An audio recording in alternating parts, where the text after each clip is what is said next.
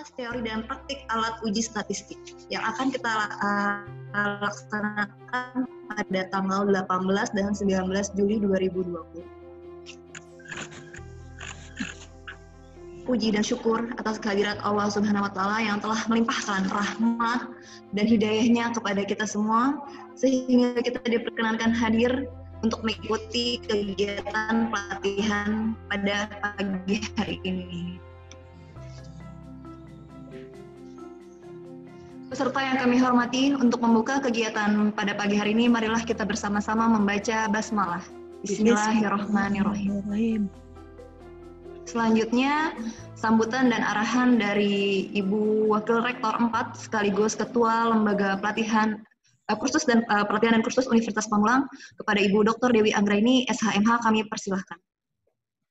Bismillahirrahmanirrahim. Assalamualaikum warahmatullahi wabarakatuh. Waalaikumsalam warahmatullahi wabarakatuh. Selamat pagi, salam sejahtera untuk kita semua. Yang terhormat Ibu Arnawi sudah Ningsih, atau panggilannya biasanya Ibu Bese ya. Kemudian Bapak Ibu dosen, para mahasiswa dari Universitas Pamulang, juga yang saya hormati dari Rumah Sakit M. Hussein Palembang, ini ada Ibu Dr. Susilowati, kemudian juga yang saya hormati dari PT Lautan Luas, PT Pratama, Universitas Setiabudi, Universitas Palu, dan Universitas Tirtayasa, Untirta ya, dan juga para mahasiswa-mahasiswi Universitas Pamulang. Puji syukur kepada Allah Subhanahu wa Ta'ala karena pada pagi hari ini di masa pandemi yang Tangerang Selatan ini kita masih di zona kuning ya, masih PSBB, tetapi alhamdulillah tidak menutup kegiatan kita untuk menyelenggarakan training atau workshop pada pagi hari ini. Ilmu statistika ini memang sangat penting ya, diperuntukkan untuk skripsi, tesis, dan penelitian gitu ya. Di Universitas Pamulang ini ada LKP, Lembaga Kursus dan Pelatihan, ada LPK, Lembaga Pelatihan Kerja, dan juga ada LSP, Lembaga Sertifikasi Profesi. Di Universitas Pamulang yang sudah mencapai 74.000 lebih jumlah mahasiswanya, kita tidak lagi menuju ke kuantitas, tetapi kita lebih mengutamakan atau bertahap step by step untuk menuju ke kualitas. Nah, bagaimana skripsi, tesis, penelitian ini nantinya bisa lebih baik lagi gitu ya. Terkadang memang banyak kesulitan para mahasiswa gitu kan, para dosen untuk melakukan penelitian itu memandang suatu data itu sesuatu yang rumit ya kan, terkadang juga, tetapi bagaimana nantinya membuat data-data tersebut ini yang tadinya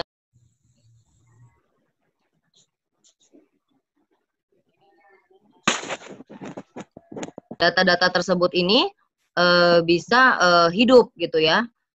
Juga nantinya ada analisis serta hipotesis yang tepat tuh yang seperti apa. Nah, ini Ibu Bese atau Ibu Arnawi Sudaning sini yang akan memberikan materi, teori, beserta praktek yang selama 2 hari ya, hari ini tanggal 18 sampai dengan 19 Juli 2020.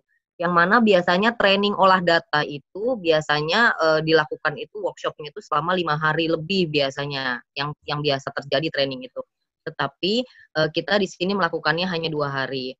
Nah, ini saya berharap training ini dapat dimaksimalkan selama 2 hari ini, bisa mentransfer ilmunya dan juga nantinya bisa bermanfaat gitu ya bagi para peserta. Untuk mempersingkat waktu, karena teori-teorinya banyak, dengan mengucap Bismillahirrahmanirrahim, training olah data dengan tema kupas tuntas teori dan praktek alat uji statistik secara resmi saya nyatakan dibuka. Terima kasih, semoga training ini dapat bermanfaat bagi seluruh para peserta, baik dari kalangan Universitas Pamulang maupun dari universitas lain atau institusi lain. Terima kasih, selamat mengikuti pelatihan, training selama 2 hari. Terima kasih, Assalamualaikum warahmatullahi wabarakatuh.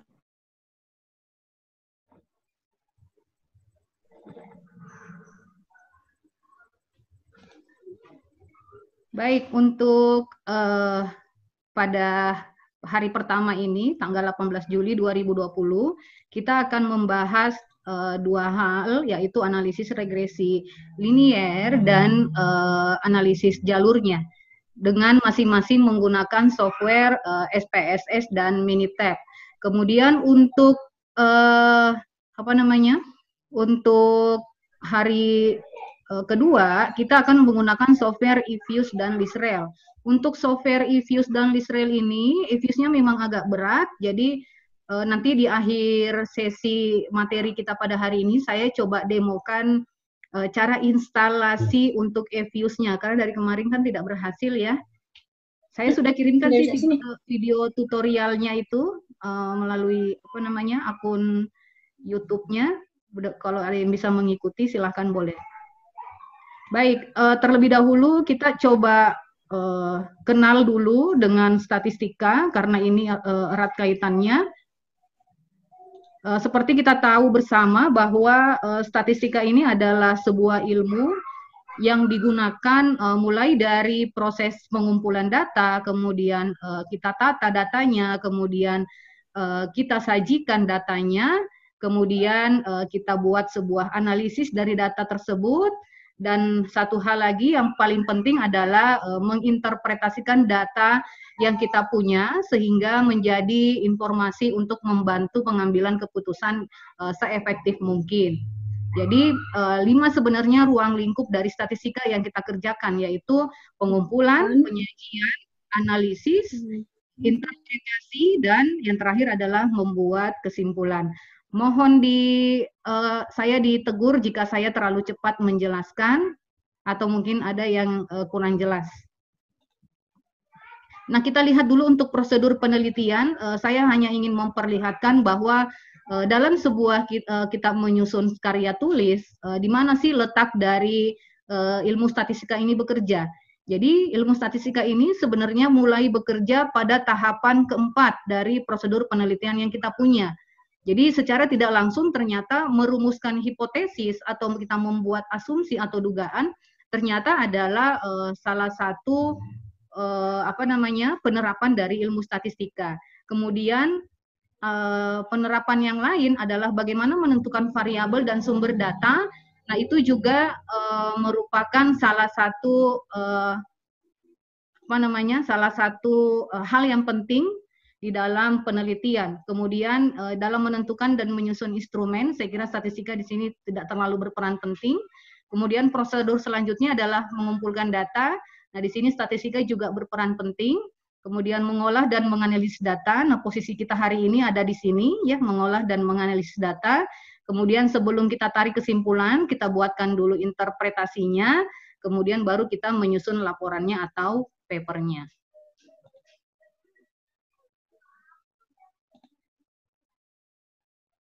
Nah, selanjutnya kita lihat dulu jenis statistika yang akan kita bahas pada pagi menjelang siang hari ini, bahwa dalam statistika tadi ada 5 ruang lingkupnya, kita bagi dia menjadi 2, yaitu secara deskriptif dan inferensia.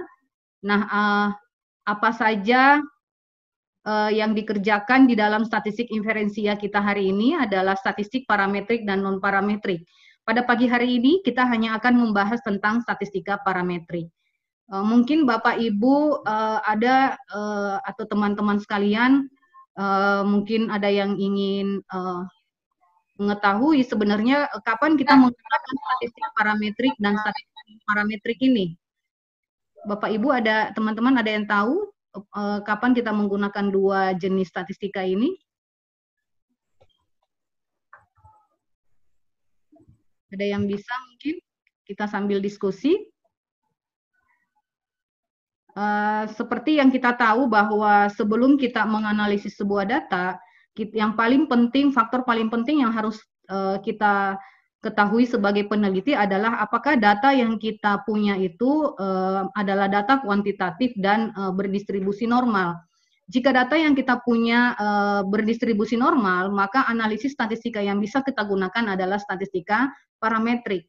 Akan tetapi, jika data yang kita punya tidak berdistribusi normal dan tidak berbentuk kuantitatif, maka data yang bisa kita gunakan adalah statistika parametrik. Jadi itu perbedaan mendasar antara parametrik dan parametrik. Jika data kita normal, berarti kita menggunakan data parameter. Jika data kita tidak normal, berarti statistik parametrik tidak bisa digunakan, tapi cara lainnya adalah kita bisa menggunakan non parametrik. Nah, akan tetapi jika kita tetap mau menggunakan statistika parametrik dengan data kita yang tidak normal, nah kita harus terlebih dahulu menormalkan data tersebut. Nah, hari ini juga saya akan berikan tips-tipsnya bagaimana menangani ketidaknormalan data, kemudian bagaimana menangani pelanggaran asumsi-asumsi lainnya. Itu yang sulit dipahami oleh peneliti. Akibatnya banyaklah di antara beberapa peneliti yang melakukan proses manipulasi data ya. Nah, ini tadi sudah saya jelaskan. Nah, posisi kita ada di statistika inferensia untuk hari ini, yaitu analisis hubungan dan pengaruh, kemudian pengujian hipotesis. Nah, ada beberapa hal yang harus diketahui dulu sebelum kita memilih alat analisis. Jadi yang pertama, saya selalu menyebut kita punya rambu-rambu pemilihan teknik analisis dalam statistika. Jadi ada aturan mainnya, tidak langsung saya punya permasalahan seperti ini, saya punya hipotesis seperti ini, saya mau langsung analisis dia menggunakan analisis regresi saja, tapi tidak seperti itu. Kita perlu ada rambu-rambu ini, beberapa hal yang sudah saya rangkum. Yang pertama adalah kita harus lihat dulu tipe penelitian kita, apakah deskriptif atau inferensia. Kemudian yang kedua, kita harus lihat jenis variabel yang kita punya. Ya, jenis variabel nanti saya akan jelaskan. Kemudian bagaimana skala pengukuran yang kita punya, skala pengukuran variabel kita. Kemudian tipe datanya, banyaknya variabel juga berpengaruh. Kemudian maksud statistikanya apa yang akan kita cari. Jadi ini 1, 2, 3, 4, 5, 6. 6 poin penting sebelum teman-teman Bapak Ibu menentukan teknik analisis ini yang akan saya gunakan untuk memecahkan permasalahan yang saya punya. Sampai sini ada yang ingin ditanyakan? Cukup? Saya lanjut? Cukup, Bu. Nah, kita lihat dulu aspek dari rambu-rambu yang pertama, yaitu kita perhatikan dulu variabelnya. Dalam statistika sebenarnya secara garis besar variabel kita bagi menjadi 2, ada variabel kualitatif dan ada variabel kuantitatif. Nah, statistika ini sebenarnya lebih banyak bekerja ketika variabel yang kita punya adalah variabel kuantitatif. Karena hal ini juga terkait dengan jenis penelitian yang kita punya. Hampir sebagian besar jenis penelitian yang sifatnya kuantitatif, pemecahan dari permasalahannya itu dianalisis menggunakan teknik analisis statistika. Nah, di dalam variabel kuantitatif ini, data yang kita punya ini berupa variabel numerik. Artinya kita bisa urutkan dan kita bisa ranking. Nah, untuk variabel kuantitatif ini kita bagi dia menjadi 2, yaitu variabel diskrit dan variabel kontinu. Untuk membedakan sebenarnya sederhana untuk diskrit dan kontinu ini ya. Jika variabel kita data-datanya diperoleh dengan cara menghitung, berarti yang kita punya adalah variabel diskrit. Nah, jika variabel yang kita peroleh datanya dengan cara mengukur, misalnya tinggi badan, berat badan, berarti itu kan datanya kita perlu ukur untuk mengumpulkan. Artinya variabel yang kita punya adalah variabel kontinu. Nah, untuk variabel diskrit tadi contohnya misalnya banyak mahasiswa, kemudian jumlah meja yang semua berkaitan dengan data-data yang diperoleh dengan cara menghitung, berarti variabel yang kita punya adalah variabel diskrit. Kemudian dari segi hubungannya untuk jenis variabel ini kita bagi beberapa ya. Ini adalah 5 variabel yang akan kita gunakan selama 2 hari ini dan harus Bapak Ibu pahami. Teman-teman pahami perbedaannya di mana saja, karena jika kita sebagai peneliti tidak mampu membedakan ke-5 jenis variabel ini, maka bisa jadi kita akan salah memilih teknik analisis. Nah, yang pertama adalah variabel independen. Independen artinya bebas. atau istilah lain adalah eksogen. Variabel bebas itu adalah variabel yang tidak dipengaruhi oleh variabel lain, tapi dia adalah variabel yang memberikan pengaruh terhadap variabel lain. Itu variabel independen. Kemudian variabel dependennya, istilah lainnya adalah terikat, atau kalau di dalam SEM yang akan kita bahas besok, kita sebut dia sebagai variabel endogen. Ya. Nah, variabel dependen ini adalah variabel yang dipengaruhi oleh variabel lainnya. Variabel lainnya itu apa? Variabel independen atau variabel eksogen. Nah, variabel yang ketiga kita punya adalah variabel moderating. Variabel moderating ini adalah variabel yang mempengaruhi hubungan. Jadi dia mempengaruhi hubungan antara si independen dengan si dependen. Jadi dia itu, kalau kita katakan dia itu bisa ada di tengah-tengah di antara duanya. Nah, bagaimana pengaruh variabel moderator ini terhadap independen dengan dependen? Nah, variabel moderator ini dia bisa jadi memperkuat, bisa jadi memperlemah hubungan antara independen dengan dependen. Jadi seperti itu. Dia bisa jadi faktor pelemah hubungan antara dependen dengan independen dan penguat hubungannya. Kemudian variabel yang keempat adalah variabel intervening. Nah, variabel intervening ini adalah jenis variabel yang sengaja sebenarnya peneliti buat untuk melihat hubungan tidak langsung. Jadi hubungan tidak langsung antara si independen dengan dependen. Jadi variabel intervening ini selalu letaknya di tengah dia. Jadi bagaimana melihat pengaruh tidak langsung antara si X terhadap si Z misalnya, di tengah-tengahnya ada siapa nih yang mempengaruhi gitu. Itu intervening. Kemudian variabel kontrol adalah variabel yang kita gunakan untuk mengontrol mengontrol model yang kita akan punya. Kita akan buat. Untuk kelima jenis variabel ini bisa dipahami ya, teman-teman, Bapak Ibu. Bisa, saya lanjut lagi.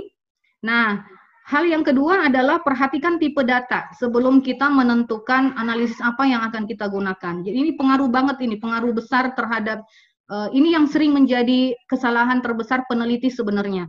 Jadi dari permasalahan yang dipunya, tidak melihat dulu aspek variabelnya apa, kemudian aspek datanya apa aja, jenis datanya, langsung menentukan jenis analisis yang dia gunakan. Itu sering kali ditemui. Nah, data ini terbagi menjadi dua juga, ada data kualitatif dan data kuantitatif. Kuantitatif seperti variabel tadi, dia juga terbagi dua, diskrit dan kontinu.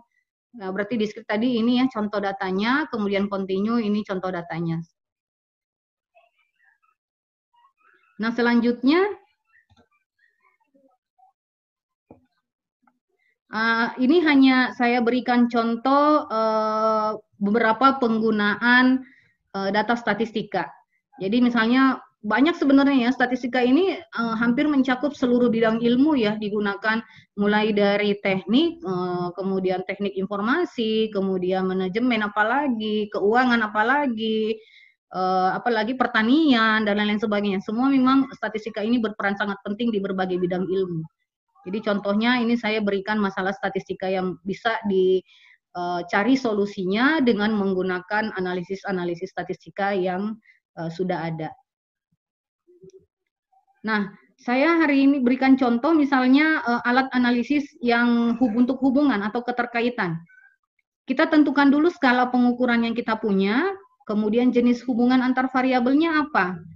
Misalnya relationship-nya adalah hubungan jenis datanya numerik dengan numerik. Ya, jadi numerik dengan numerik berarti ketika kita mau mencari bagaimana hubungan antar variabelnya, berarti kita bisa menggunakan korelasi Pearson atau korelasi Spearman.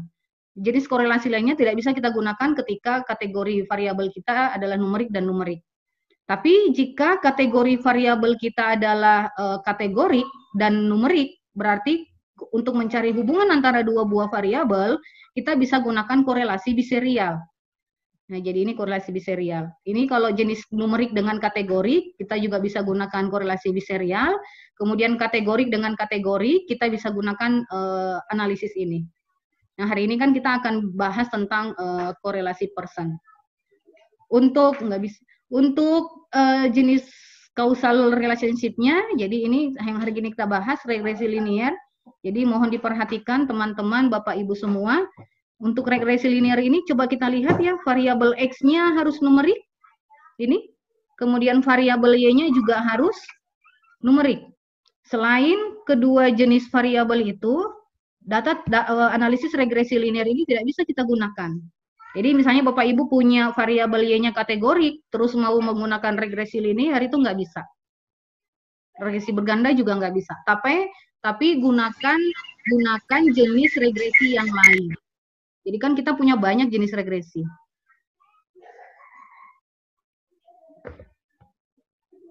Kemudian selanjutnya, nah ini saya hanya berikan beberapa contoh, ya, mudah-mudahan bisa dipahami dari tabel ini. Coba kita perhatikan sama-sama. Banyak variabel 2 atau lebih. Jadi misalnya variabel ini VT itu variabel terikat. Terikat itu artinya variabel dependent. Kemudian VB ini variabel bebas atau independent.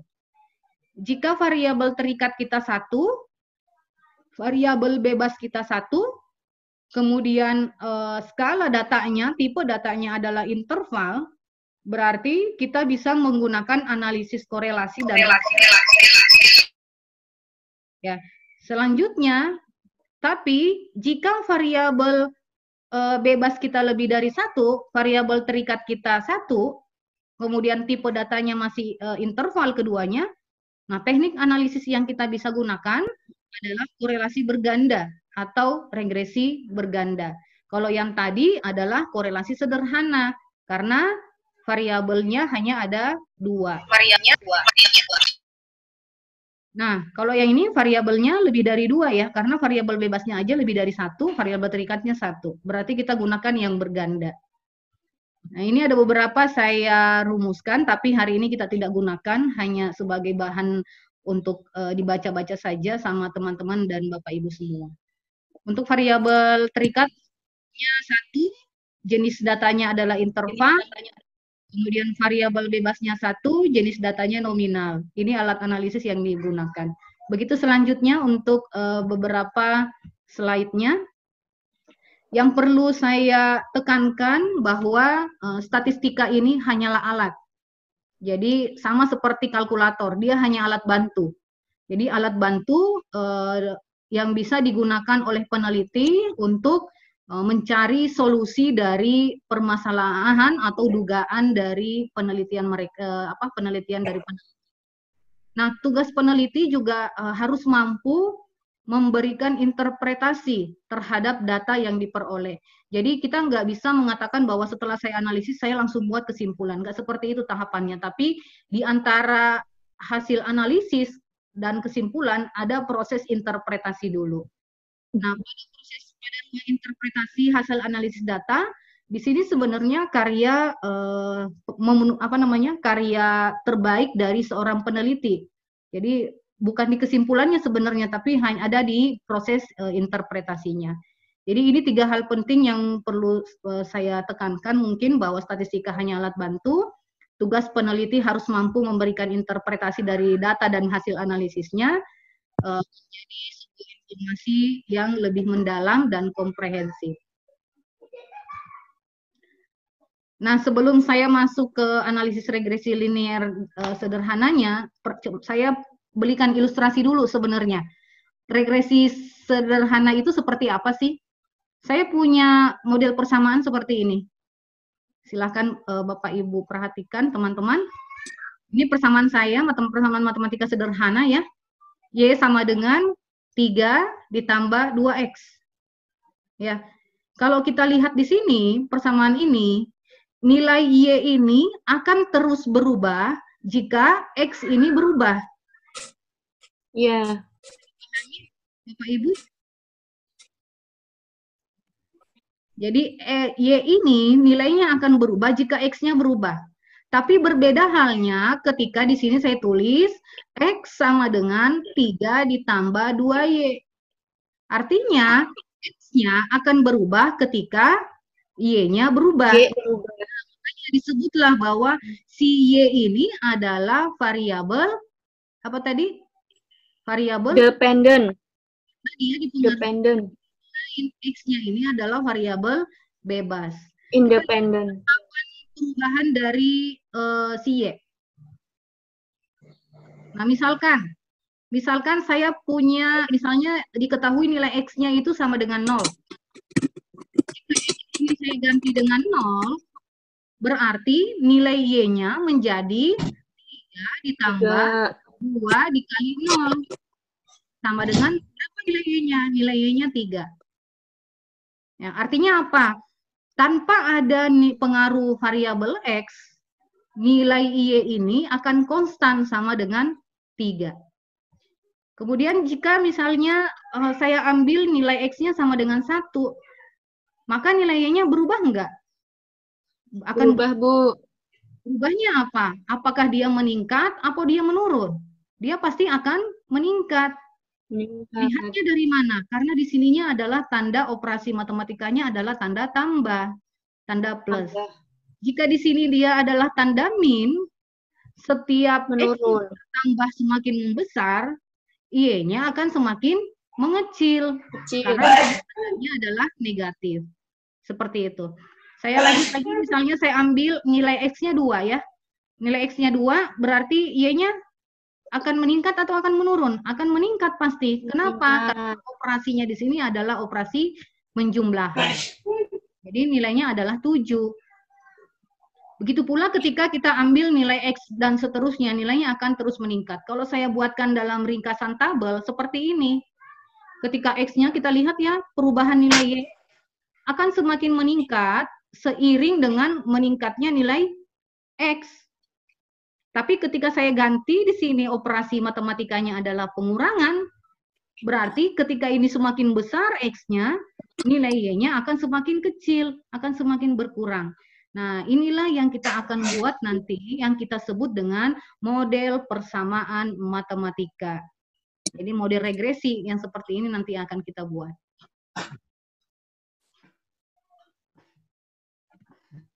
Nah, saya balik dulu. Kita lihat dulu untuk regresi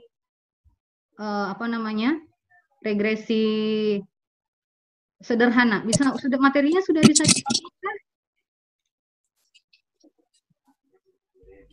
Materi sederhana. Belum ya? Belum. Mungkin bisa di-share lewat WA. Lewat WA saya share lagi ya, sebentar ya, sambil iya, Bu. jalan aja ya, sambil jalan. Iya, Ibu. Terima kasih banyak. Saya buka dulu untuk pengantar regresi sederhananya.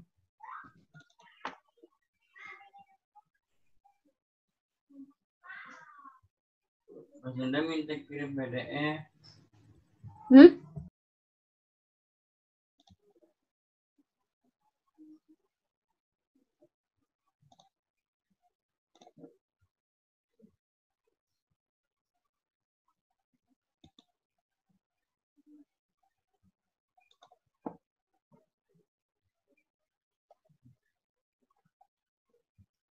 Share screen-nya sudah kelihatan? Belum. Apa sudah kelihatan? Sudah munculkah share screen? Belum, Bu. Regresi linier? Sudah, Bu. Sudah? Sudah. Baik, saya slideshow dulu.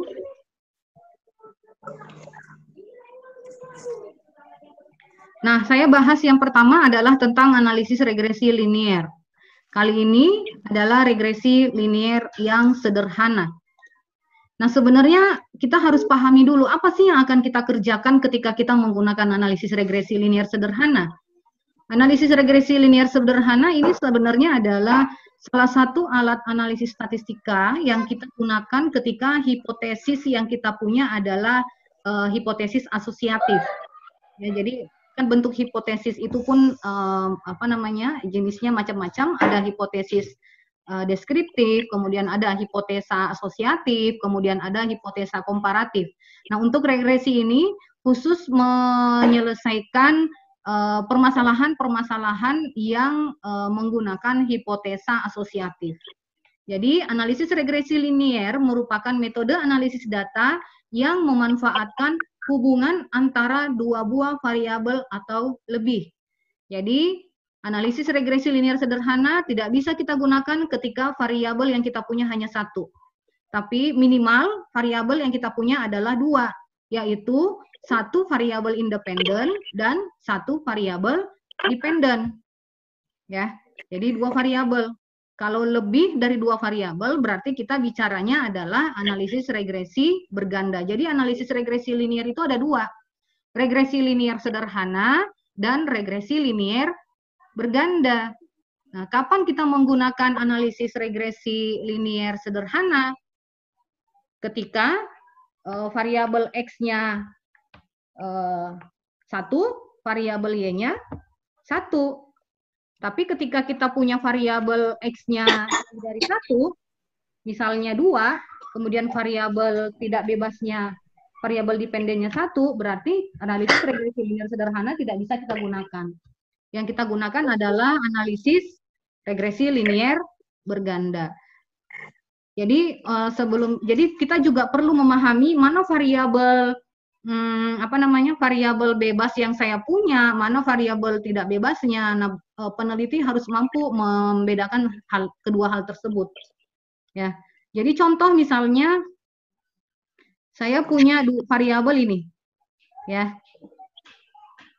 Berat badan dengan umur. Kemudian misalnya berat badan dengan umur dan asupan gizi. Ini ada berapa variabel ini? Ya. Ada berapa variabel? Ini variabel 1. 3. Gitu. Jadi kita harus menentukan ketika kita mau mencari hubungan asosiatif antara berat badan dan asupan dan umur, kita harus mampu menentukan dulu mana variabel dependen, mana variabel independennya. Kira-kira mana yang mempengaruhi yang mana, atau mana yang dipengaruhi oleh yang mana, variabel mana? Tentu saja Variabel berat badan ini dipengaruhi oleh umur dan asupan gizi. Sehingga kita bisa tentukan bahwa berat badan ini adalah apa tadi, berat badan variabel dependen atau biasa disimbolkan dengan Y. Kalau ini adalah variabel bebas, biasa disimbolkan dengan X. Ini juga X. Karena ada dua X-nya, kita tulis X1 dan X2. Gitu. Nah, kalau yang ini berat badan dengan umur, berarti variabel Y-nya berat badan, ini ya, variabel Y-nya berat badan, kemudian umur ini adalah variabel X. Karena hanya ada satu X dan satu Y, berarti kita gunakan regresi linier sederhana. Nah, apa tujuan dari regresi linier ini? Regresi linier kita gunakan untuk menyelidiki bentuk atau pola hubungan antara Y dengan X. Jadi ketika Bapak Ibu, teman-teman semua menggunakan analisis regresi linier, baik yang sederhana ataupun berganda, secara tidak langsung pun Bapak-Bapak Ibu-Ibu sudah menggunakan analisis korelasi. Makanya saya tidak mengkhususkan di sini, ini loh regresi, ini korelasi enggak. Tapi ketika kita sudah menggunakan regresi, korelasinya pun akan terbahas di dalam situ. Berbeda halnya ketika kita berbicara analisis korelasi. Kalau analisis korelasi, di dalam situ tidak akan terbahas analisis regresi, tapi hanya kekuatan hubungan aja.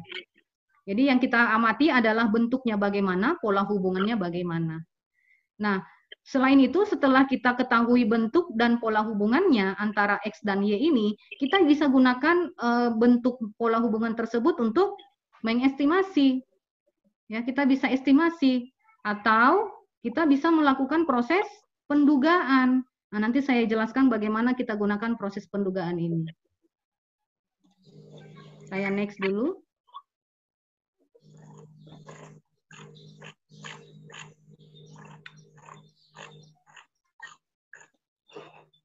Nah, apa itu analisis regresi? Tadi sudah ya saya bahas, saya next aja.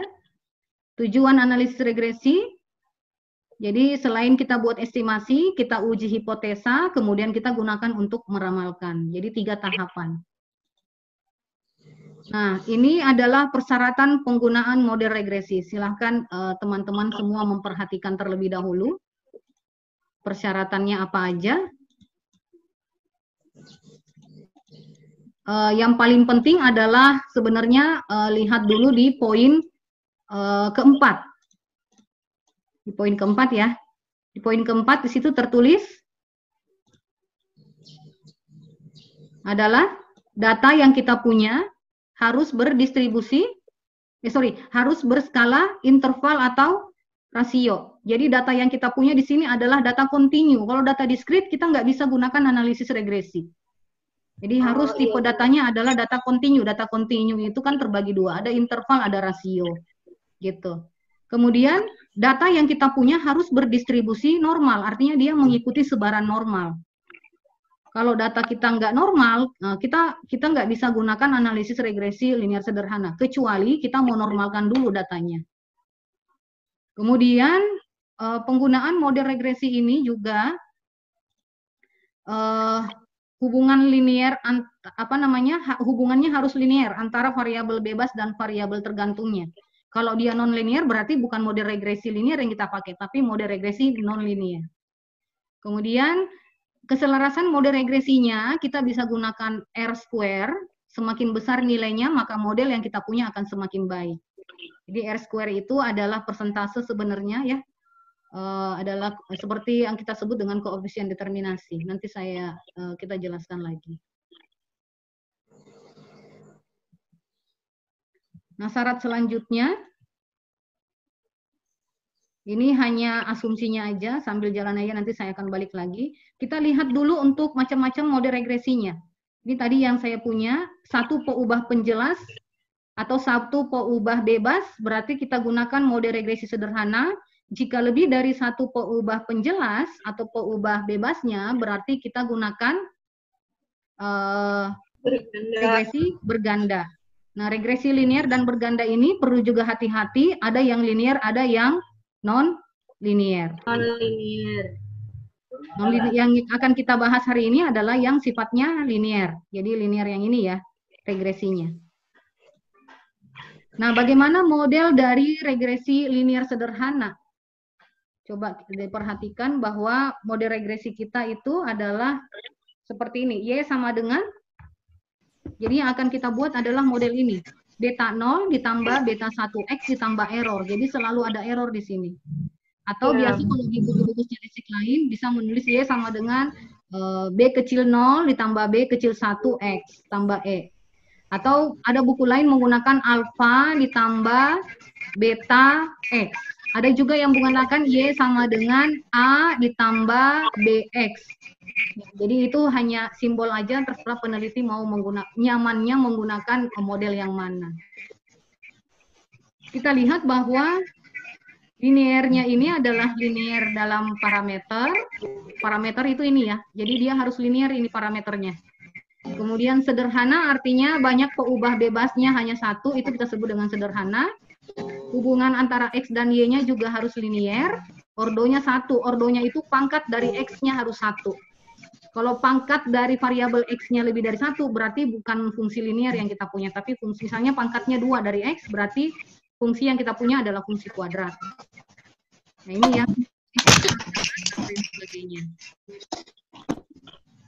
asumsi model regresinya, ini satu harus normal, ya, kemudian harus homogen, bentuknya harus linear, kemudian interpretasinya nanti akan kita buat. Jadi ini hanya penamaan aja, nanti teman-teman bisa baca kembali. Y ini kita sebut sebagai peubah tak bebas atau peubah respon. Kemudian ini adalah interceptnya. Kemudian ini adalah koefisien kemiringan atau disebut dengan koefisien regresi. Yang ini adalah peubah bebasnya. Ini adalah sisaan atau galat. Banyak peneliti yang selalu lupa menuliskan di sini persamaannya adalah ditambah error. Padahal dalam setiap kita meneliti, menganalisis data, pasti selalu ada nilai errornya. Ini hanya modelnya aja, jadi model error. Saya langsung ke, apakah share screen saya sudah muncul? Sudah, Bu. Ini SPSS yang saya gunakan adalah SPSS 25 ya. Pada prinsipnya sebenarnya sama semua SPSS, itu hanya melengkapi aja.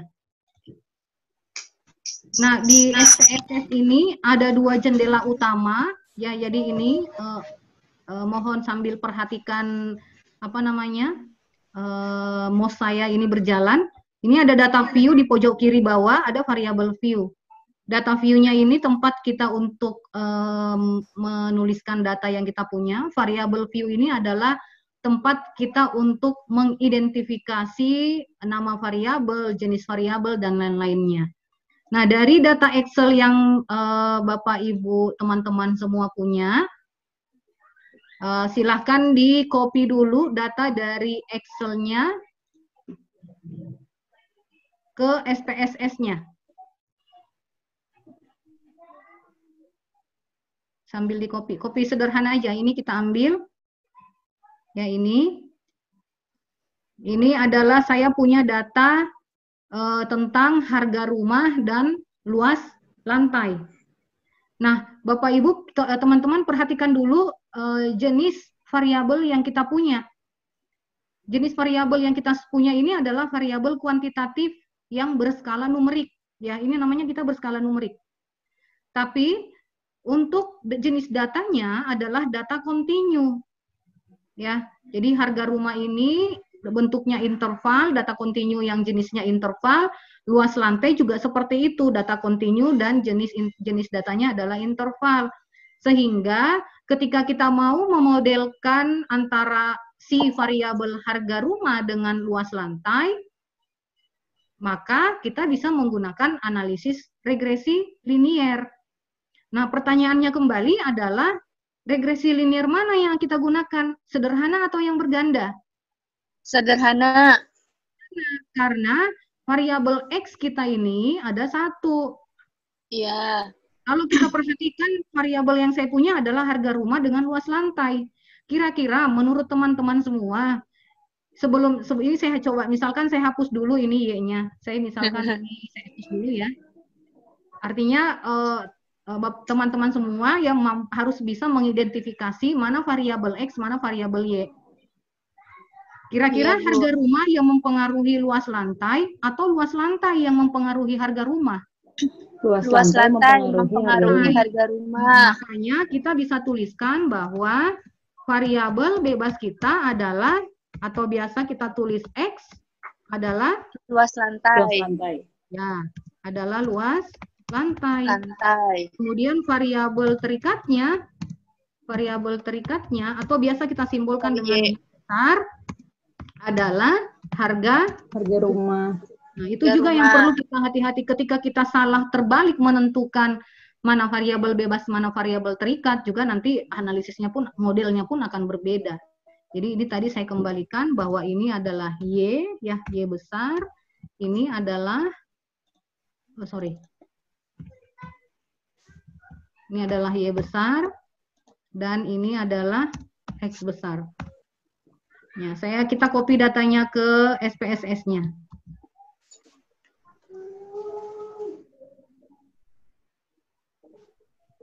Sudah di-copy?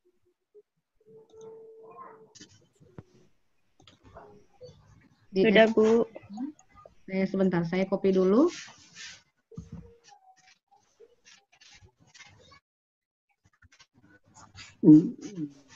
Ya, ini sudah kelihatankah share screen saya? Belum.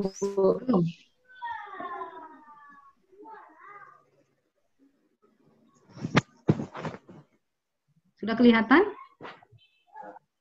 Nah, ini variabelnya tadi saya punya 2 ya. Nah, perhatikan pada judul kolom masih bentuk var 0001, var 002.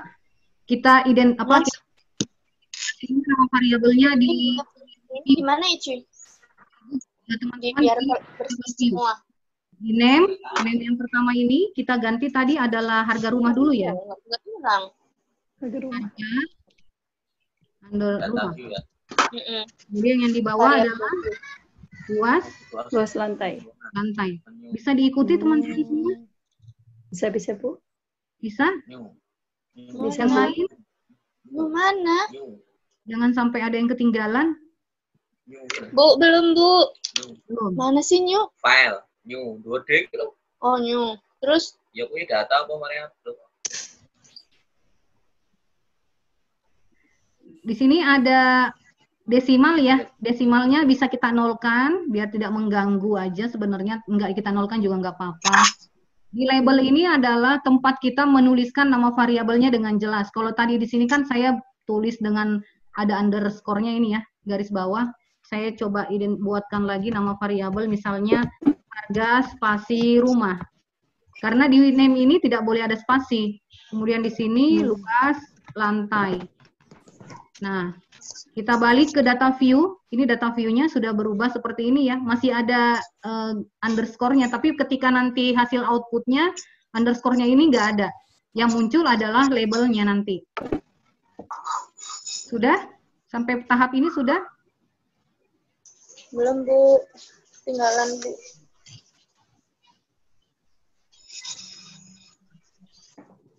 Bu, share screen-nya hilang ya, Bu? Hilang ya? Ada? Masih ini? Masih share?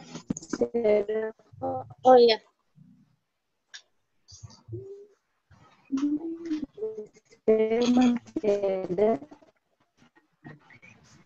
Bu, tadi kita input datanya di variabel view ya, Bu? Di data view. Inputnya? Ya, di data view. Paste copy dari Excel, pindahkan ke SPSS di data view.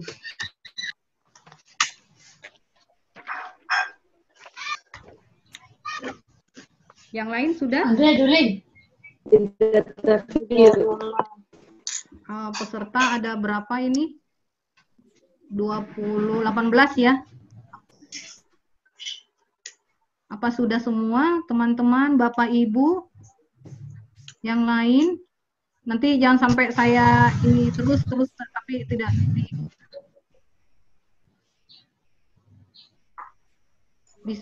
bisa? Harga rumah sama luas lantai. Jadi identifikasi nama variabel di menu variabel view.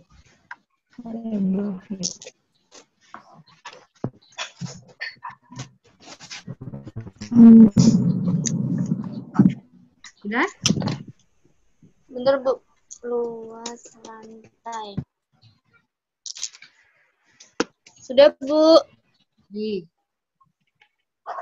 Nah, sekarang kita mau bentuk model matematikanya. Seperti tadi ya, yang Y sama dengan 2 ditambah 3X. Kita mau buat model matematika dari antara variabel harga rumah dan luas lantai. So, begini, di variabel view-nya boleh ditambahkan ini dalam kurung Y besar. Y besar di labelnya.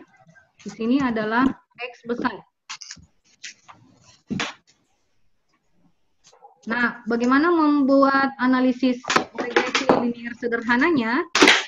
Bapak Ibu pilih menu, teman-teman pilih menu analyze. Di sini di atas ada analyze ya. Bisa diikuti. Ya. Analyze, kemudian regression. Iya. Kemudian pilih linear. Kita klik linear. Nah, muncul jendela seperti ini. Jadi di sini ada dependent, di sini ada independent ya, variabelnya ya. Nah, kita pindahkan variabel harga rumah tadi kan adalah dependent. Kita klik satu kali di harga rumah, klik satu kali aja. Kemudian tanda panah di sebelah dependent diklik. Nah, biar memindahkan variabelnya ke kolom dependent. Sudah? Kemudian luas lantai karena dia adalah variabel bebas, kita pindahkan dia di independent. Sudah? Udah, Bu. Yang kita klik statistik. Statistik ini boleh kita keluarkan misalnya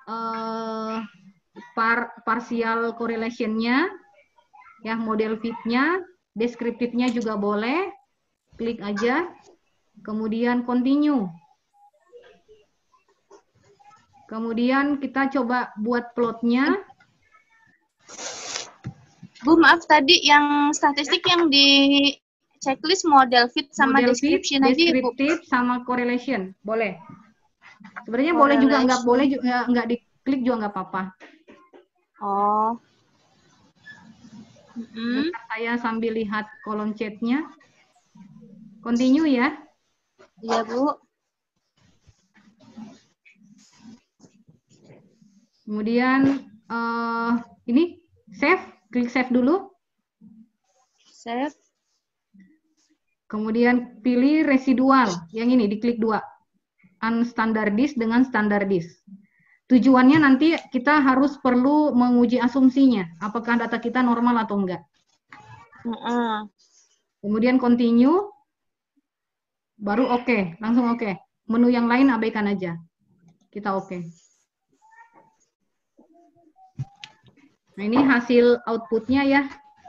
Tadi.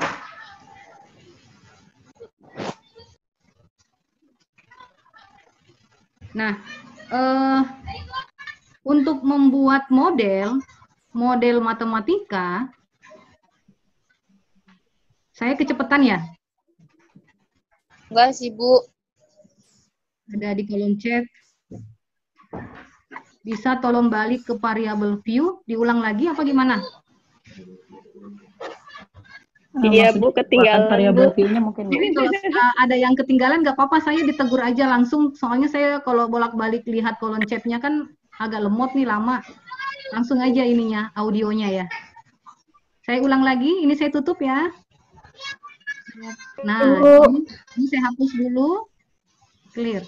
Nah, ini saya hapus dulu ya, saya copy dulu ini datanya. Saya copy dari ulang nih.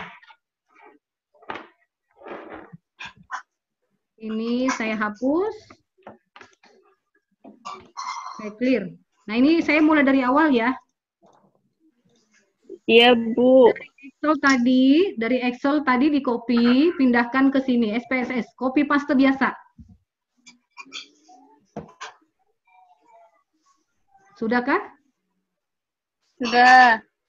Sebentar, saya justru loading nih. Nah, ini sudah ya. Nah, di sini tertulis variabel 3, variabel 4. Kenapa? Karena tadi di awal dengan jendela data yang sama, saya sudah menginput 2 variabel, yaitu variabel 1 dan 2. Tapi itu nggak apa-apa, nggak akan ngaruh. Nah, sekarang klik menu variabel view di bawah, pojok kiri bawah. Variabel view. Ya, di name, di kolom name ada variabel 0003. Ini kita rubah menjadi apa tadi? Variabelnya, nama variabelnya? Harga rumah. Ya, harga Underscore rumah. Yang var 0004 kita ganti menjadi luas underscore lantai. Underscore lantai. Nah, desimal, pada kolom desimal, kalau memang data teman-teman semua tidak berupa desimal, ya. Sebentar, saya lihat lagi chatnya ini. Ada lagi yang ngechat. Desimalnya jadikan 0. Sudah? Sekarang di labelnya. Labelnya tolong diberikan nama. Harga rumah dalam kurung X. Ya. Harga rumah. Saya pakai huruf kapital di sini, huruf kapital semua, dia nggak akan ngaruh. Saya pakai tanda kurung, saya pakai simbol apa, dia akan menerima semua. Tapi kalau di kolomnya dia nggak bisa. Nggak bisa spasi. Ya, X besar. Ya, yang lain abaikan aja. Sudah? Bisa diikuti? Bisa, Bu. Saya lanjut ya ke membuat model regresi linearnya. Regresi linear sederhana. Analyze. Pilih analyze.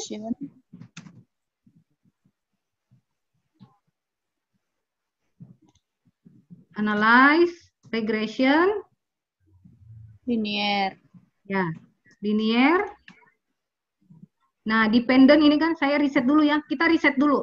Reset itu untuk menghapus semua yang sudah kita lakukan sebelumnya. Harga rumah, kita klik 1 kali, pindahkan ke dependent. Caranya klik tanda panah ini. pindah ke dependen. Luas lantai, pindahkan ke independen karena dia adalah variabel bebas. Pilih klik tanda panah ini. Nah, menu statistik coba kita klik. Ya, kita bisa keluarkan. Maaf, ya. Boleh diulangi, Bu? Ya, yang mana? Statistik? Dependennya kan harga rumah. Bukannya independen itu yang variabel bebas Independen ya, Bu? variabel bebas kan luas lantai mempengaruhi harga rumah. Oh. Mempengaruhi. Bisa dipahami enggak? Makanya ini hati-hati menentukan si independen dengan si dependennya ini siapa gitu. Ya. Oh iya, Bu. Iya, Bu. Kalau salah menentukan variabel bebas dan tidak bebasnya, maka model kita akan terbalik nanti. Ya. Iya, Bu. Iya. Lanjut, statistik. Checklist deskriptif. Checklist part and partial correlation. Continue. Bisa? Oh iya.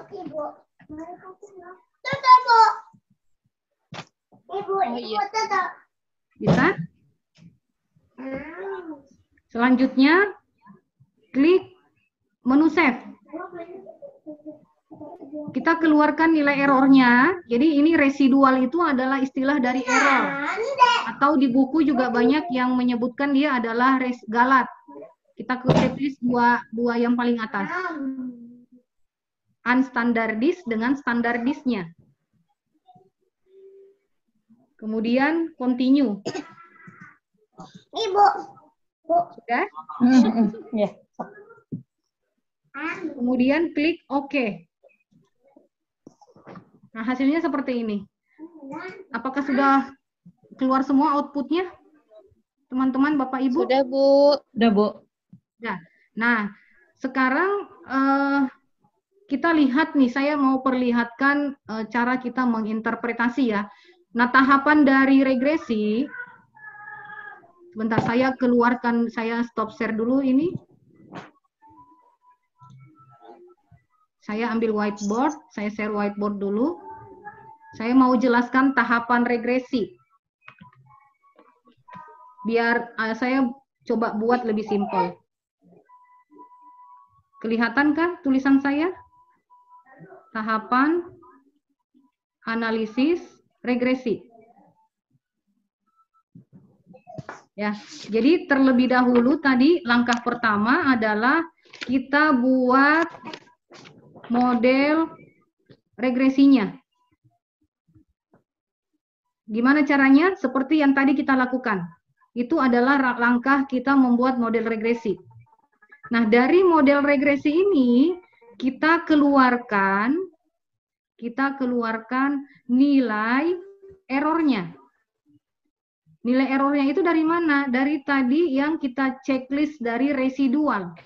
Ya, itu adalah nilai error. Tujuannya apa? Nilai error ini adalah untuk menguji asumsi kenormalannya. Karena tadi syarat dari analisis regresi adalah model yang kita punya, errornya harus berdistribusi normal. Nah, ini yang banyak kesalahan. Saya tekankan lagi, jika hipotesa yang kita punya adalah hipotesa yang sifatnya deskriptif, ya, deskriptif itu artinya variabelnya hanya satu misalnya. Kalau variabelnya hanya satu, berarti yang kita uji normal ini adalah variabelnya atau datanya. Tapi berbeda ketika hipotesa kita adalah asosiatif. Ketika hipotesa kita adalah asosiatif, berarti kan variabel kita lebih dari 2. Ya. Berarti kan di sini ada model yang kita buat, model matematika seperti yang tadi, Y sama dengan 2 ditambah 3X. Nah, model ini di belakangnya ada error atau ada residual. Nah, uji kenormalan pada hipotesa asosiatif, uji kenormalannya yang kita uji itu adalah errornya. bukan datanya. Ini yang seringkali terjadi kekeliruan di beberapa penelitian ketika dia menggunakan analisis regresi, yang dia uji normal adalah variabelnya atau datanya. Jadi misalnya variabel Y saya ini normal enggak? Variabel X1 saya normal enggak? Variabel X2 saya normal enggak? Nah, itu satu kekeliruan tuh, enggak seperti itu kita analisis regresi. Tapi yang kita uji kenormalannya kan modelnya sudah dapat tadi di sini, ya. A ditambah BX misalnya, di sini selalu ada error. Nah, yang kita uji adalah ini tadi, A ditambah BX ditambah E, ini yang kita uji normal, gitu. Nah, ketika dia normal, kita bisa langsung lanjut. Jadi, jadi asumsi utama yang harus dipenuhi adalah asumsi kenormalan. Sebenarnya untuk regresi ini, asumsinya ada beberapa ya, ada asumsi kenormalan, kemudian homoskedastisitas, multiko, autokorelasi. Nanti di regresi berganda kita bahas itu.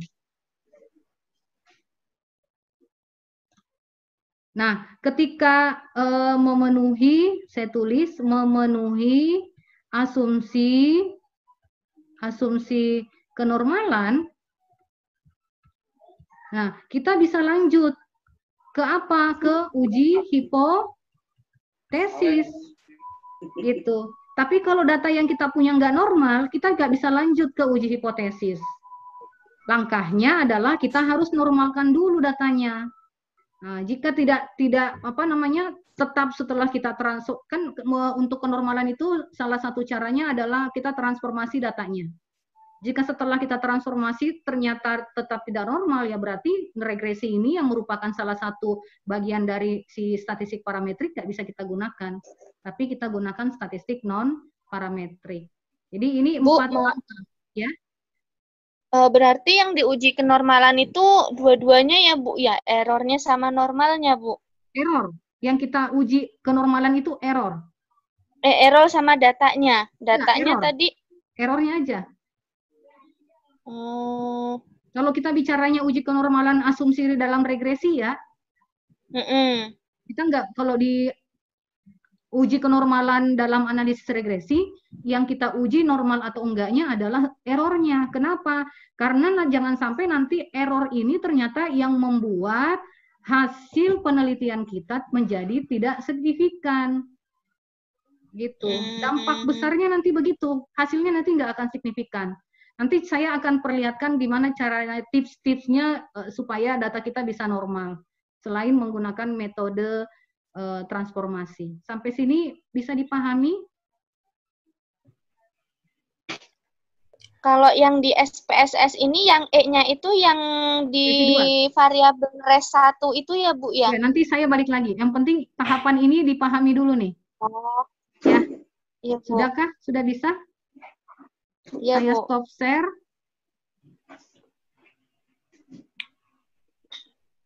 Saya share screen lagi SPSS-nya. Ini hasilnya ya. Ini hasil analisis kita. Sudah kelihatan share screen saya? SPSS output-nya. Sudah, Bu. Nah, ini ada tadi deskriptif ya, karena tadi saya checklist ya untuk pilihan deskriptif. Ini hanya muncul mean, standar deviasi dengan jumlah datanya. Jumlah data yang kita punya untuk masing-masing variabel ada 10. Standar deviasinya ini, mean-nya ini. Tapi di sini kita nggak bahas bagaimana cara menginterpretasi secara deskriptif. Sekarang kita perhatikan membuat modelnya, model persamaannya. Lihat ini, koefisien A, hasil outputnya. Sudah bisa dilihat? Ya. Nah, kita coba buat model matematikanya ya. Kita buat model matematika dari sini. Perhatikan kolom ini. Ini ya, unstandardized, B-nya. Nah, model matematikanya dari sini kita baca. Kita tadi kan harga rumahnya kan Y ya. Iya. Kita bisa tulis Y sama dengan tadi di itunya, di slide saya kan begini. Beta 0 Beta 1 X ditambah E kan? Ditambah E. Ya. Ya, beta 0 itu adalah ini, konstanta. Saya tulis 98,24 berapa tuh? 248. 248. Ya, 248. Berarti saya tulis 248. Tambahkan ya, tambah B1. B1 itu mana? Ini ada titik ya di sini ya. 110. 0,110. Ada titik di depannya, ada 0,110. titik. Berarti 0,110. Kita tulis lagi X. Jangan lupa tambah E. Gitu. E-nya masih E, Bu. Ya, masih E.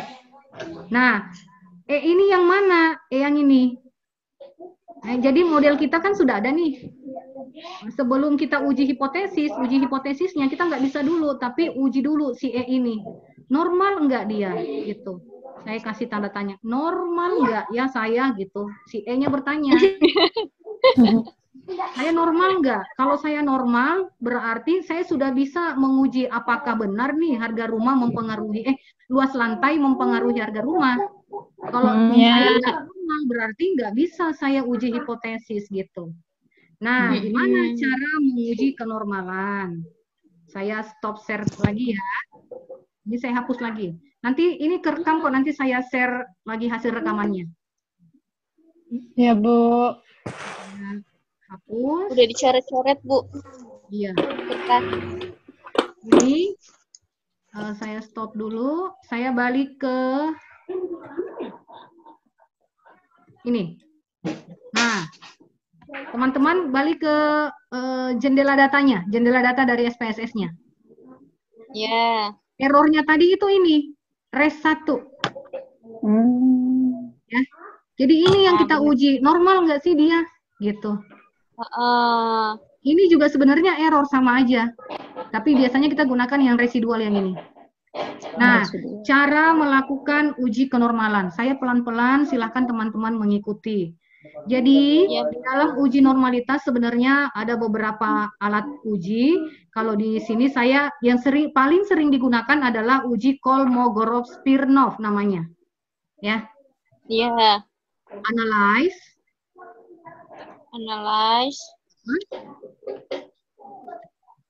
Kemudian pilih non-parametric test. Kemudian kalau di saya ini muncul legacy dialog, saya pilih one sample KS, Kolmogorov-Smirnov. Ada nggak di one sample KS? Ada ya? Bu. Nah, silahkan diklik. Ada. Nah, one sample KS diklik, muncul seperti ini. Yang diklik yang itunya ya, Bu, unstaggered receipt-nya itu. Ya, yang ini, yang ketiga. Yang ketiga, klik pindahkan dia ke kolom test variable list. Ini ya. Ya. Tes distribusinya ada, kita mau tes dia apakah berbentuk distribusi normal atau enggak. Jadi checklistnya di sini. Dia sudah defaultnya itu normal. Oke aja. Oke aja. Nah, oke aja ya. Oke aja. Normal itu ya, Bu, ya? Belum, tunggu dulu, sabar.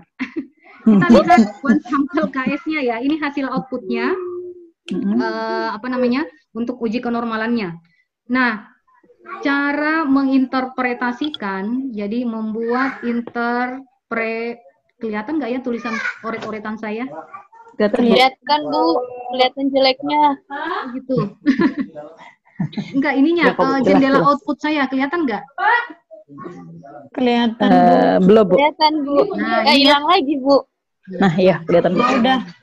Ya. Pelan-pelan aja, waktunya masih banyak ini. Iya, Bu. Wow. Biar nggak salah, salah melangkah. Iya, Bu.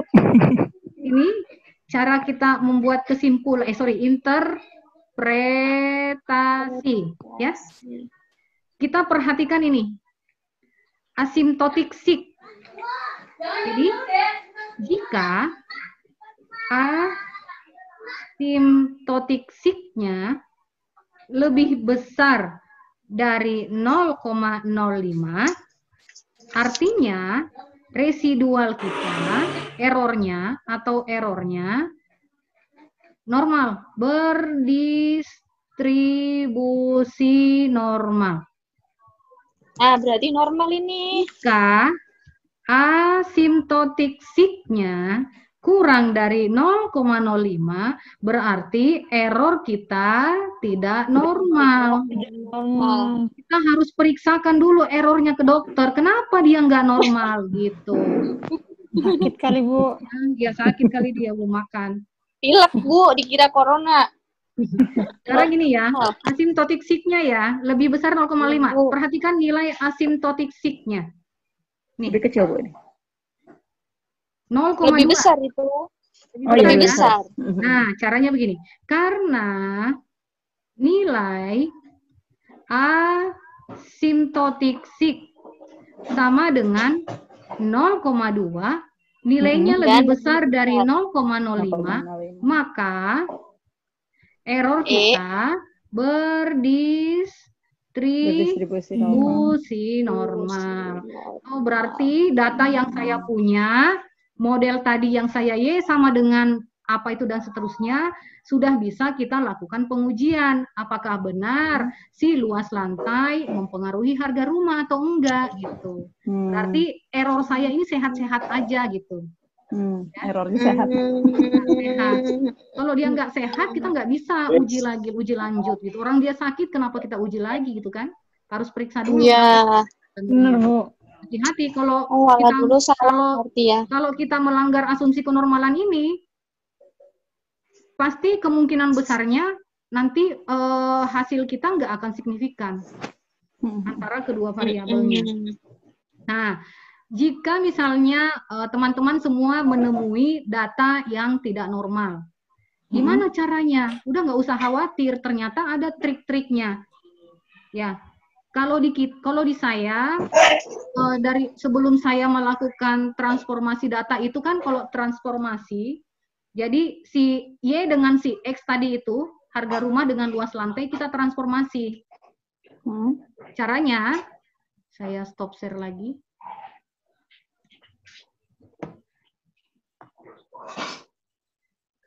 Saya buka Excel, mana Excel ya? Ini ya. Nah, cara mentransformasi ini itu setiap variabel kita logaritmakan atau kita kuadratkan, jadi banyak tuh jenis transformasi. Misalkan ini saya logaritmakan data saya ya. Kalau ini kan ceritanya dia nggak normal ceritanya. Berarti saya logaritmakan log dalam kurung ambil variabelnya. Begini. Nah, baru ke bawah, kita sorot aja ke bawah, copy ke bawah. Ya. Dulu kan? Gitu. Nah, itu namanya transformasi logaritma. Begitu juga untuk X. Jadi, kita logaritmakan Y. Sorry. Ini Y-nya. Kita logaritmakan. Kemudian kita logaritmakan si X. Nah, dengan cara yang sama, kita copy aja. Kita sorot ke bawah. Gitu. Nah, hasil logaritma ini kembali kopikan ke dalam SPSS. Baru analisis lagi regresi. Residualnya, uji lagi gitu. Ini misalnya error tadi ya dari sini itu nggak normal, gitu ya. Nah, nanti di sesi regresi berganda saya nanti perlihatkan ada bagaimana cara kedua, trik kedua untuk menormalkan data. Saya stop share dulu. Sampai regresi bisa regresi linear bisa dipahami uji kenormalan? Bisa, Bu. Kalau ini sudah, nanti uji hipotesis. Bu. Ya. Berarti ini misalnya kan selama ini asumsi kami kan yang dinormalkan itu di uji kenormalan data, Bu. Iya. Jadi walaupun kita coba gitu, Bu, si datanya itu kita uji normal, ternyata tidak normal, itu nggak masalah ya, Bu, ya? Tergantung. Yang penting nanti errornya. Enggak. Begini, uji kenormalan itu bisa jadi menjadi syarat utama sama syarat asumsi dalam regresi. Apa dulu nih yang mau dicari? Apakah kenormalan dari, jadi saya nggak mau pakai analisis regresi nih, enggak. Tapi saya mau lihat normal nggak sih data saya. Berarti itu yang diuji adalah data atau variabelnya. Oh, berarti tergantung metodenya ya, Bu, ya? Analisisnya, ya. Oh iya, analisisnya. Kalau kita menggunakan analisis regresi, uji kenormalan itu beda konsepnya dengan ketika hipotesis kita adalah hipotesis deskriptif. Gitu. Oh iya Bu, iya berarti kita nggak patokan errornya aja yang dianalisis yang diuji normal gitu ya Bu ya, tergantung. Kalau analisis regresi cukup errornya aja yang diuji normal. Kalau regresi. Gitu. Oh iya Bu, ya Bu. Nggak usah uji, kalau kita pakai regresi mau uji variabel saya normal nggak akan ngaruh. Nggak akan ngaruh, nggak ada efeknya gitu. Errornya aja nih, errornya gitu. Oke Bu. Oke, Bu.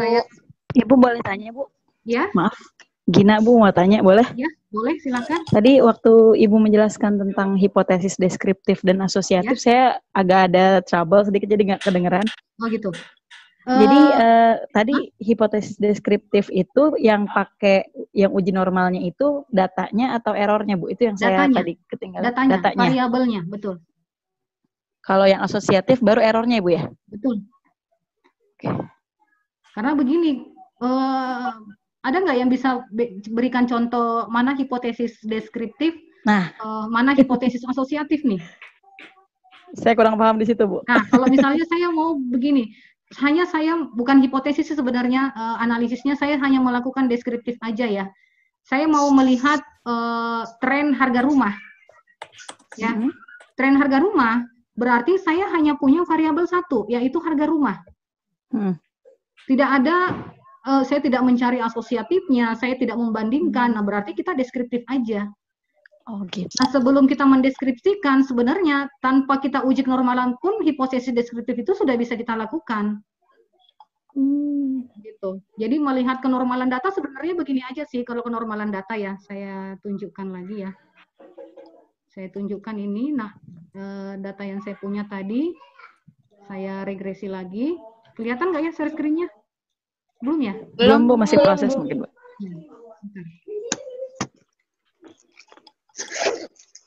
Saya perlihatkan yang normal itu yang kayak gimana sih?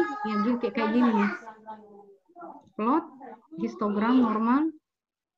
Ini saya ambil, sebentar saya reset dulu. Dependent. Plot.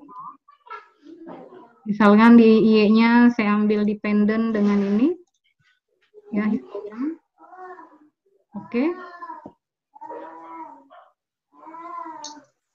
Bentar lagi loading. Bentar. Nah, ini yang kita sebut dengan normal. Kurvanya berbentuk lonceng. Errornya belum. Oh, nggak keluar. Sebentar. Proses sepertinya Bu. Ini outputnya ya. Nih, kelihatan ya. Jadi normal itu adalah distribusi yang berbentuk kurva lonceng. Jadi ini residualnya nih. Bentuk kurva lonceng ya. Nah, bisa membaca itu datanya ya Bu ya. Datanya itu dari sini. Kalau misalnya data yang kita punya ini bentuknya, misalnya ya, misalnya saya punya nih di sini. Ternyata bentuk data saya begini. Nah, dia agak menjorok ke kanan kan ya ininya. Katanya kita sudah terdeteksi bahwa kemungkinan dia nggak normal. Karena kalau kita lihat kan ini yang hitam ini kan dia ini titik tengahnya di sini ya. Ini adalah rata-ratanya ada di tengah. Kalau ini enggak, karena dia agak ke kanan, rata-ratanya kemungkinan ada di kanannya, kanan gitu. Kemungkinan dia terdeteksi tidak normal. Gimana caranya memastikan? Uji Kolmogorov-Smirnov gitu. Jadi kita nggak bisa berhenti hanya sampai tahap kurva loncengnya. Tetap kita harus menguji menggunakan hipotesanya gitu. Uji kenormalannya maksud saya. Bisa dipahami sampai sini? Ya Bu. Iya Bu. Saya lanjut lagi. Hormograph sperma. Bentar, saya share screen. Sudah kelihatan kan? Share screen saya, analisis regresi linear. Ya, Bu. Bentar, saya lihat dulu di bawah.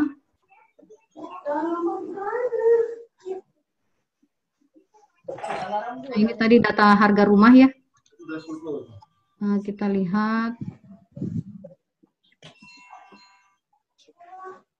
Yang ini. Stop share. Lihat di materi yang ini.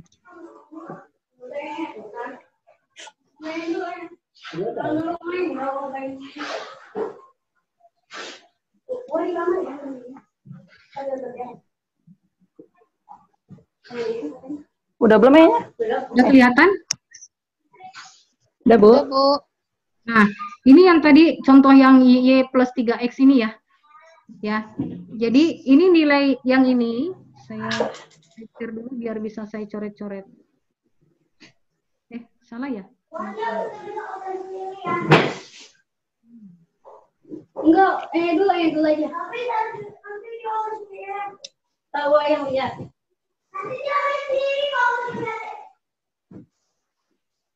Oke, mana tadi nilai error? Nah, ini ya.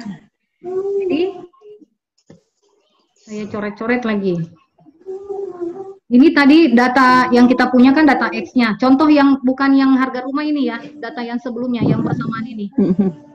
Ya, saya mau lihatkan error itu apa sih sebenarnya. Ini Y. Ya. Ini nilai, misalnya tadi ini adalah nilai harga rumah sebenarnya. Gitu. Nah, setelah saya analisis regresi, ternyata model saya kan seperti ini.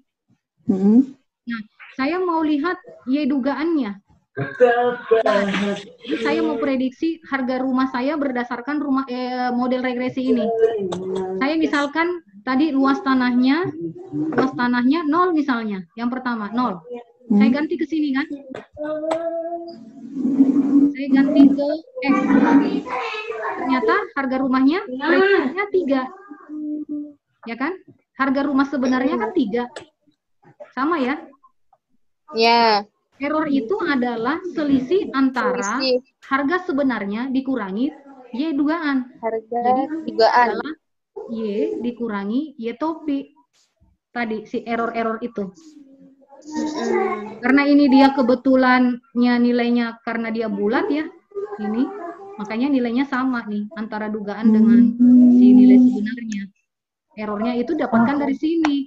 Nah, kita mau lihat apakah si selisih antara nilai sebenarnya dengan nilai dugaan kita normal nggak sih? Kalau normal berarti model kita sudah bagus. Kalau dia nggak normal, bagus gitu. Bisa dipahami? Ya. Bisa, Bu. Karena sampai kita membahas SEM dan lain-lain sebagainya, tetap asumsi kenormalan ini juga harus diperhatikan. Nah, saya stop share lagi. Coba kita lihat yang regresi tadi yang saya punya. Nah, ini tadi model dugaannya kan ya? Ada di slide saya yang regresi linear sederhana. Cara menginterpretasi lagi dari persamaan ini. Dari persamaan ini. Ini tadi kan konstanta. Ini adalah koefisien regresi dari luas lantai. Ya, berarti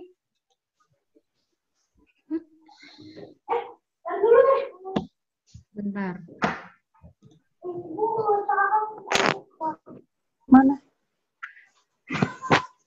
Nah, ini ya. Nah, model gimana cara kita menginterpretasikan persamaan ini? Cara menginterpretasikan model regresi linear sederhana seperti ini. Jadi, kita bisa katakan misalnya setiap peningkatan luas lantai sebesar tadi satuan luas lantai adalah meter ya. Meter kuadrat. Setiap penambahan peningkatan luas lantai sebesar 1 meter akan mengakibatkan kenaikan harga rumah. Kenapa dia mengakibatkan kenaikan bukan penurunan harga rumah? Karena tandanya di sini plus. Nah, jadi saya ulang, setiap peningkatan luas lantai sebesar 1 meter akan meningkatkan nilai harga rumah sebesar 0, ini yang diambil 0,10977 pada konstanta 98,24833 gitu. Nah, bagaimana jika misalnya tanda yang di sini ini negatif, interpretasinya bagaimana? Berbalik. Kalimat di depannya selalu kita setiap peningkatan di sini. Siap. Setiap peningkatan luas lantai sebesar 1 satuan akan mengakibatkan penurunan harga rumah. Gitu.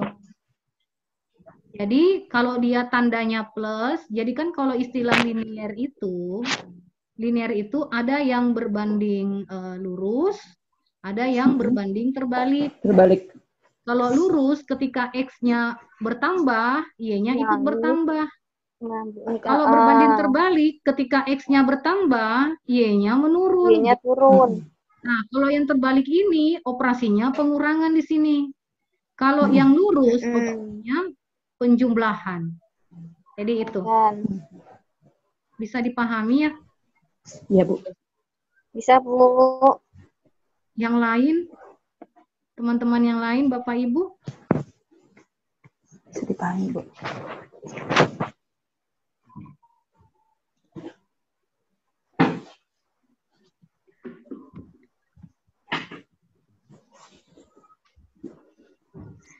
Saya stop screen, kita ke regresi. Regresi berganda. Kita ke regresi berganda. Udah mulai puyeng nih yang regresi berganda. Sebenarnya kalau paham tentang regresi linear sederhananya, regresi bergandanya juga ini kok bisa lebih memahami gitu. Kecuali regresi, makanya saya tekankan dulu di regresi sederhana nih. Iya.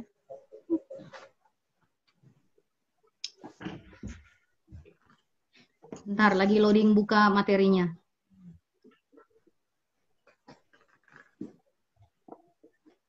Ibu boleh tanya nggak, Bu? Ya, sambil ini. Yang tadi yang Ibu sempat sebutkan interpretasi itu adalah momentum ya, momentum karya momentum dari seorang peneliti. Apakah termasuk interpretasi terhadap persamaan ini, Bu? Betul.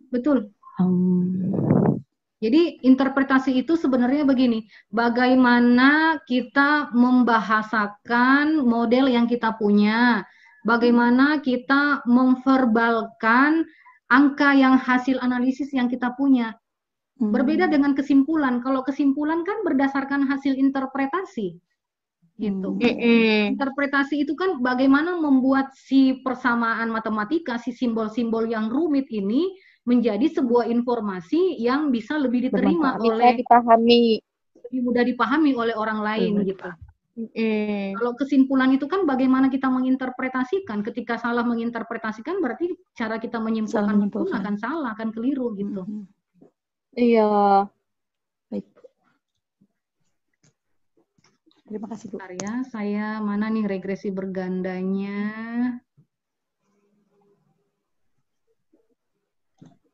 Saya tutup dulu ya sebagian. Takut error. Materinya sudah di-share di grup, boleh lihat.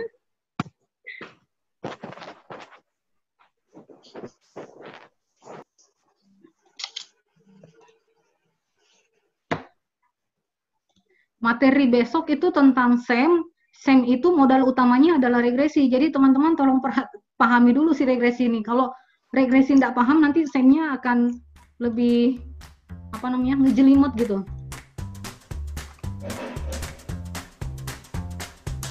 Regresi berganda. Sebentar saya share dulu.